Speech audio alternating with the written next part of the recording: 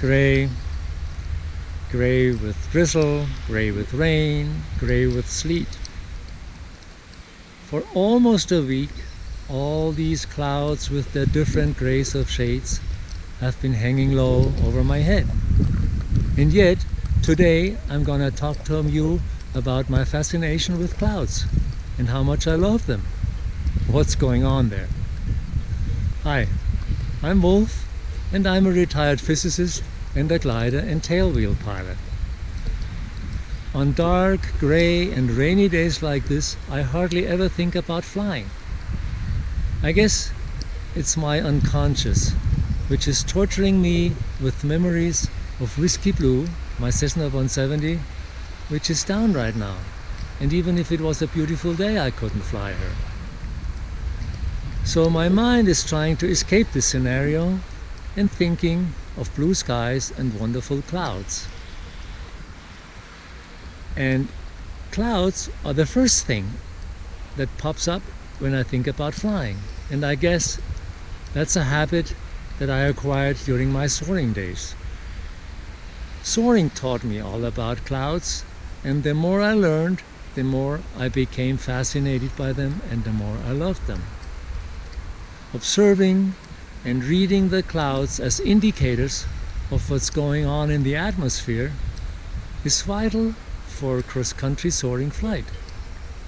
And it might be helpful and interesting too for flying power planes, in my opinion anyway. Hey, every once in a while I even call my Cessna 170 a motor glider. A motor glider with an unusually powerful engine and an unusually bad glide ratio. But hey, that's me. And that might be appropriate in some situations and detrimental in others. So be it. Anyway, looking at clouds, at their shape, looking at their altitudes, and determining their location with respect to features on the ground, and watching their development, all this helps me to form a picture about the currents in the air. And I think that's where my science background comes into play.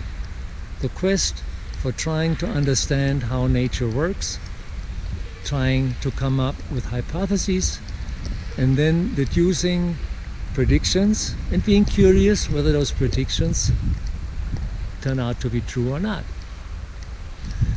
The French call this professional deformation, and by that I mean that one is applying procedures and habits and techniques used in the professional domain to the daily routine.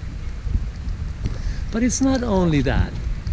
There's another aspect of the clouds which is fascinating for me, and that's their beauty. I mean, in the summertime around here in the mountains, there are spectacular cloudscapes to be seen, and watching them, how they develop in thunderstorms or their sudden decay, it's just a beautiful movie for me.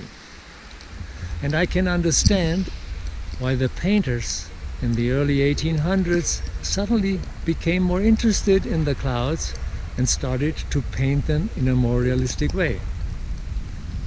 So there's a lot of different aspects to my cloud fascination. But I guess neither pilot nor painter would be, very intrigued by what's in the sky today. Gray, rain, cold, hardly any wind. The black, moist towel hanging over everything here. But that's when my mind kicked in, and trying to think about the beauty that can be out there, that will be out there soon, to lift my mood. And I think that's why I'm telling you all this. Lifting up the mood. Seeing bliss when everything is gray. Talk to you next time.